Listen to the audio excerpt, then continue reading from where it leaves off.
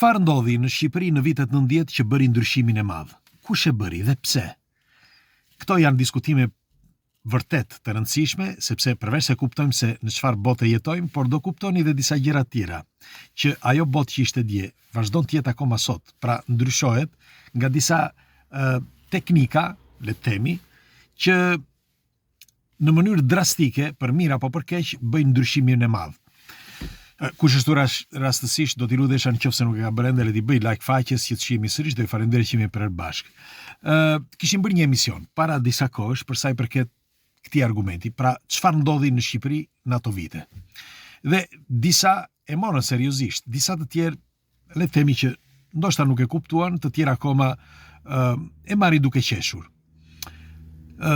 Në sintezë, ajo që kisha prekur në atë material, që kisha bërë një sintezë të kësaj kronike, tregohet që disa turistni të forta kishin projektuar botën që të shkonte deri në vitin 2000, me një fjalë disa vende të botës, më falni, deri në vitin 2000 duhet të ishin në një pozicion të caktuar, sepse 2030 apo vinte, dhe në vitin 2050 duhet të ishte çdo gjë gati. Pra, parafërsisht ky ishte materiali që kisha përgatitur në atë emisionin Enigma. Dhe tregonte se si e degraduan Shqipërinë dal nga dal. Çdo të thotë kjo. Atëherë duhet të dini që Shqipëria deri në vitet 60-65, le të themi që shtyhej, este mirë, por organizimi më i fortë dhe më i rrept ka qenë pas viteve 65.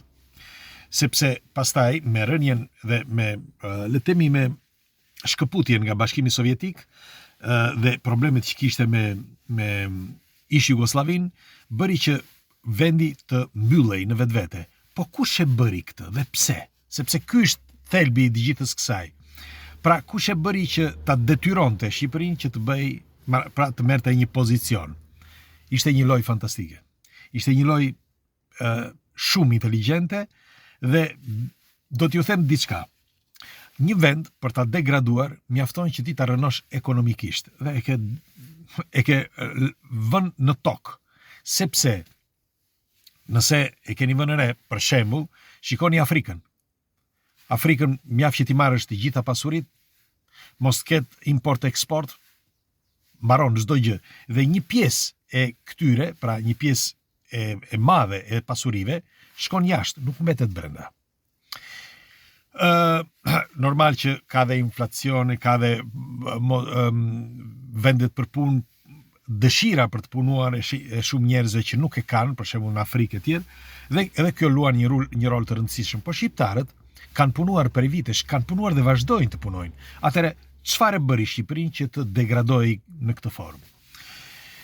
Tregohet që në vitin 1974, parafërsisht, u mblodh një grup që do vendoste për sa i përket vendeve si për shembull Shqipëria, ish Jugosllavia e ku ta di unë. Dhe tregohet që ish Jugosllavin ata duhet që ta coptonin, sepse duhet të hiqnin forcën Rusisë. Kështu që për të hequr forcën Rusisë, atë që kishte bërë Tito, që kishte bashkuar të gjitha kantonet, si quhen ato vendet, për shembull Sloveninë, Kosovën, Serbinë, e tjerë. Mos kush i mban mend 6 janë apo jo. Dhe të gjitha këto ai kishte bërë ç'është e mundur, bile kishte marrë dhe të ardhurë financiare nga vende të tjera, madje edhe nga Amerika. Kishte marrë në atë kohë rreth $200 milion. Pra kjo për t'i dhënë një mundësi vendit që të lulëzonte. Në fakt ai e kishte arritur në një farë mënyre.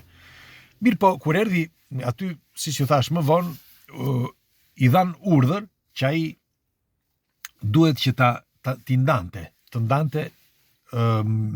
pjesët, pra ato shtetet Malizi, Sloveni, Kosovë e tjerë.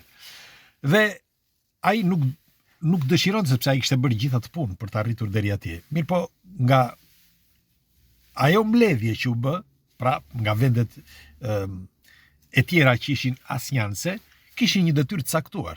Pra kishin një detyrë të caktuar që ky vend pra të degradojë. Për Shqipërinë nuk e kishin ende vënë në funksion, sepse Shqipëria ishte mjaftonte një kohë e shkurtër. Kështu që duke luftuar ish Jugosllavia u nda. Dhe sepse ndan pjesë, e ndan me pjesë. Dhe e pan që me kalimin e kohës thash për të hequr një pjesë të vendeve slave, pra t'i bënin që t'ishin sa më shumë me perëndimin dhe jo me Rusin, t'i hiqnin forcën Rusisë. Dhe po ta shikoni, që nga vitet 70 e përsëris, shikojeni me vëmendje, që nga vitet 70 deri sot vazhdon akoma sot me Ukrainën, kanë ndarë pjesë vendet, si për shembull Çekoslovakia, Hungaria, e tjerë. Pra i ndan të gjitha këto, u dhan ndihma këtyre vendeve, dhe duke u dhënë ndihma, ti e detyrohesh, ti kur pagon njëri, ai shtyti, ose një shtet, ti e pagon shtetin, i jep ndihma, ai shtyti. Ti bën ç'të duash me të. Dhe Shqipërinë ndërkohë e lan në skëter. E lan sepse u duhej ai vend që t'ishte aty. U duhej që t'ishte në atë formë. Bile, akoma sot vazhdojnë që ta mbajnë në atë formë, jo sepse nuk duan ta bëjnë. Por Shqipërinë e mbajnë në atë mënyrë sepse u duhet, për disa gjëra sepse jo të gjitha thuhen. Dhe në vitet 80 filluan që të punonin për Shqipërinë, me fjalë të i thoshin, të kuptonin se si çfarë kishte ndërmend Shqipëria etj. Mirë po, Enver Hoxha bëri një diçka. Tregohet, të janë thjesht teori konspirative. Tregohet që atë e kishte vënë dikush. Dhe ata që e zgjodhën i dhanë urdhër që ai duhet tashmë ta linte liberal vendin. Mirë po, Enver Hoxha kishte kontrollin total. Dhe duke patur një kontroll total, vendoste ai çdo gjë ishte e tij, sepse mënyrën se si sillej ishte çdo gjë në atë forum. Pra, çdo gjë duke sikur ishte private. Dhe kjo është njësoj sikur ti të t'jap një vend, për shembull, që një vilë të madhe, dhe të them përdore këtë vilën sa të duash ti. Dhe ti, duke kaluar kohë e gjatë, ty të duke sikur vila është jotja. Sepse çdo gjë bën atë vilë. Jep urdhra, bën ç'të duash, njerëzit bëjnë ç'të duash ti etj. E njëjta gjë ndodh edhe me një shtet. Mirë po, çfarë bën pastaj? Vun Greqinë, vun ish Jugoslavinë, vun vendet e tjera edhe Italinë, që të bllokonin import-eksportin sa më shumë, në mënyrë që vendi të degradojë në mënyrë ekonomike. Dhe kjo ndodhi. Me kalimin e kohës, vendi u degradua. Dhe nga ai moment thuhet që edhe Enver Hoxhës dikush ja punoi, dikush i hodhi diçka, thuhet, të paktën kështu thuhet. Dikush mendon ndonjë nga doktorët e tij, në fakt ata që e vizitonin, po thuaj 2 apo 3 doktorëve që e vizitonin, vdiqën në rrethana të çuditshme dhe nuk dihet se përse, këto janë fakte, nuk është se i them unë. Dhe në fund fare ishte njëri nga doktorët që e mbajti deri vonë, me fjalë mbajti nën kontroll. Bile ka nga ata që thonë që Enver Hoxha në atë kohë e tërhoqën nga opinioni publik sepse nuk arrinte dot më të artikulonte fjalët e tjerë. Megjithatë, në fund fare, sapo Enver Hoxha vdiq, ndodhi diçka që askush nuk e kupton. Pra si është e mundur që në kohë shumë të shkurtër, Ramiz Alia thërritet dhe bëri ndryshimin. Tregohet që Ramiz Alia u thërrit në Amerikë dhe shkon në Washington nga Bushi i Madh. Pra jo nga Bushi i Vogël, në atë kohë Bushi i Madh ishte president dhe Bushi i Madh bëri një mbledhje të posaçme me Enver Hoxhën dhe me Ramiz Alinë, dhe Ramiz Alia sapo u kthye në vitin 88 nga Washingtoni, dhe bëhet fjalë që kishin brenda 3-4 viteve kjo gjë, sa po u kthye nga Washingtoni, përgatiti studentët dhe çoi disa nga studentët që të bënin grevën, sepse duhet të kishte një shkak, ndryshe si do ta ndryshonin, dhe u detyrua Gjoja të bënte liberalizimin. Liberalizimi ishte mund të lihen flokë të gjata, mund të ikje të visheshe me pantallona si të doje ti, me xhinse, sepse më përpara nuk mundeshe. Për ata që nuk e din, ne që jemi të asaj kohe, flokët si mbajmë sot shumë, s'kishte shans që të mbaje flokët kështu të arrestonin. Dhe si përfundim, në 89 të doli kjo lëvizje madhe në qendër Tiranës dhe pastaj filloi bumi i madh. Dhe në 90, duke filluar nga 90 ambasadat 91-shi, filluan të iknin të gjithë dhe ndodhi ndryshimi. Por në ndryshimin e madh, atë që nuk kanë kuptuar shumë njerëz, kush e bëri ndryshimin e madh, sepse nuk e bëri vetëm Washingtoni, por kishte diçka reale që bëri ndryshimin e madh. Dhe në realitet, ai që i dha urdhër, që i tha boll, pra Washingtoni, e kishte detyruar vendin që të arrinte deri në atë pikë. Sepse, në të vërtet, Shqipëria kishte relata të mira me Italinë, në kohën e Enver Hoxhës. Unë për shembull, daju im ka studiuar në Itali në atë kohë, edhe në Kinë, por edhe në Itali. Inxhinier i PVC-s së sodës në Vlorë, ka qenë, dhe relatat ishin shumë të mira, bile kishte edhe student të tjerë që shkonin, që vinin në Itali. Dhe relatat ishin të mira. Pse duhet të ishte një problem vetëm import-eksporti? E njëjta gjë kishte ndodhur dhe me anën e Greqisë, edhe Greqia, të njëjtën gjë. Relatat ishin, le të themi, të mira, nuk ishin si me Italinë, po ishin të mira.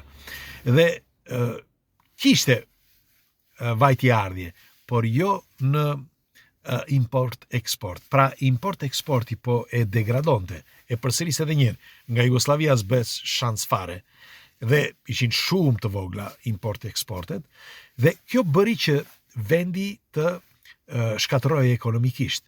Pra, po ta shikonin nga sipër, çdo gjë ndodhi në të njëjtin kohë në të gjitha zonat, nuk ndodhi në një. Dhe kjo më bën të mendoj që dikush dha një urdhër që ai vend duhet degradohej ekonomikisht në mënyrë që të kishte një kontroll. Dhe nga momenti që filluan të kishin kontrollin, atëre ra çdo gjë. Por po të shikoni, ende sot ndodh edhe njëta gjë. Sepse dikush që ka kontrollin, ndoshta investon në Shqipëri, në Kosovë, Maqedoni, apo ku ta di unë, dhe ai që investon ka kontrollin. Dhe në qoftë se bëhet ai vend, Shqipëria, si do të lëvizin të ardhurat financiare? Nuk ka mundësi që të lëvizin të ardhurat financiare, sepse investimet që bëhen duhet të rikthehen mbrapa. Askush nuk të dhuron dot asgjë. Me një fjalë, të gjithë ata që investojnë jo se sepse je djalë i mirë, apo je Shqipëria kush i se çfarë është. Përkundrazi, askujt nuk i intereson Shqipëria. Fare. Gjithsekujt i intereson vetëm xhepi. Kështu që ata që investojnë duan mbrapsht të ardhurat që kanë investuar. Dhe si i marrin? Këtë gjejeni ju, si i marrin. Dhe sepse ka nga të gjitha format, ti e debit në të gjitha format, dhe duke filluar që nga i vogli deri tek pensionisti, ti pagon për tërë jetën që tu kthesh para të tjerëve, sepse të tjerët investojnë. Në qoftë se do të bësh një investim i vendit, për shembull, ne që ikëm jashtë, apo gjithë shqiptarët që ikën jashtë, të investonin në vend, duke marrë materiale nga jashtë, pra pa marrë investitor të huaj, vendi do lulëzonte më ngadalë, por do ishte shumë herë më i fortë. Sepse edhe në qoftë se do të vidhte dikush brenda një shteti, pra politikanët, apo ta di unë, apo oligarkët, apo kushdo qoftë, sidoqoftë nuk do të kishte, sepse vjedhjet ndodhin kur ai që investon kërkon që mos jetë i kontrolluar ai vend. Sepse ai duke vjedhur, thot, le ta lë të lirë, kështu që mos kuptohet se kush vjedh më shumë dhe kush më pak, sepse ai vjedh shifra të mëdha. Kështu që unë mendoj që ky sistem vazhdon ende sot. Dhe nëse do njëri nga ju do më pyes, po mirë, atëherë kur do bëhet Shqipëria? Nuk e di. Nuk e di sepse duke si një urë, ku kalojnë të gjithë. Dhe ndonjëherë kur shikon për shembull politikan qoftë shqiptar për të huaj që thonë duhet e tjerë, ndonjëherë kuptojnë që nuk është faji tyre, dëshirojnë, kanë dëshirat pa fund për ta ndryshuar atë vend, por duket e pamundur. Sepse po ta vini re, ato probleme që gjenden në Shqipëri gjenden kudo. Jo, duhet plotësoni këtë, duhet plotësoni, çfarë duhet plotësoni? Sepse pse në vende të tjera nuk ka mafje, në vende të tjera nuk ka pislëqe, sa të doni ju. Kudo, ku më shumë dhe ku më pak. Pra, është një zonë, për mendimin tim, është e detyruar që të ndodhë të jetë në këtë formë, sepse është një urë.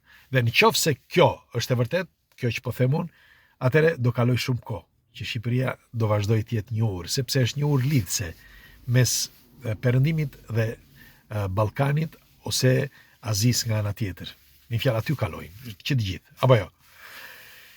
Megjithatë, ky është një reflektim im, unë do dëshira një komentin tuaj dhe ju uroj një javë të këndshme dhe punë të mbar.